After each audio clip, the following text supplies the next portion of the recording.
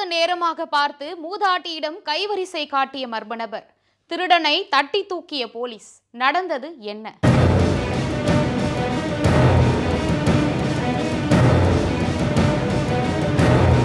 விருதுநகர் மாவட்டம் ஸ்ரீவில்லிபுத்தூர் ரயில் நிலையம் அருகே 25 வருடங்களாக டீ கடை வச்சு நடத்திட்டு வராங்க பெருமாள் குருவம்மாள் அப்படின்ற வயதான தம்பதியினர். இந்த நிலையில குருவம்மா டீ கடையில தனியா வேலை பார்த்துட்டு வந்ததை நோட்டமிட்ட மர்ம நபர் ஒருவர் கடையில போய் டீ குடிக்கிற மாதிரி நடிச்சு குருவம்மா கழுத்துல இருந்த 26 கிராம் தங்கச்சங்கிலிய பறிச்சுட்டு ஓடி இருக்காரு. குருவம்மாளின் சத்தம் கேட்டு வந்த அக்கம் பக்கத்தினர் திருடனை பிடிக்கிறதுக்கு முன்னாடியே அந்த மர்ம நபர் பைக் எடுத்துட்டு அங்கிருந்து தப்பி ஓடிடுறாரு. இந்த சம்பவம் தொடர்பா வழக்கு பதிவு செய்த காவல்துறை ரயில்வே நிலையத்தில் கிடைச்ச சிசிடிவி காட்சிகளை அடிப்படையா வச்சு சிவகங்கை மாநகராட்சி சின்ன கட்டளை பகுதியை சேர்ந்த விக்னேஷ் பாண்டி அப்படின்றவரை காவல்துறையினர் கைது செய்து விசாரணை நடத்துறாங்க.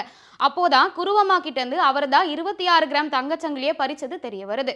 இதைத் தொடர்ந்து திருடப்பட்ட 26 கிராம் தங்க சங்கிலியையும் திருட்டிற்கு பயன்படுத்திய வாகனத்தையும் பறிமுதல் செய்த காவல்துறையினர் விக்னேஷ் பாண்டிய நீதிமன்றத்தில் ஆஜர்படுத்தி சிறையில் அடைக்கிறாங்க.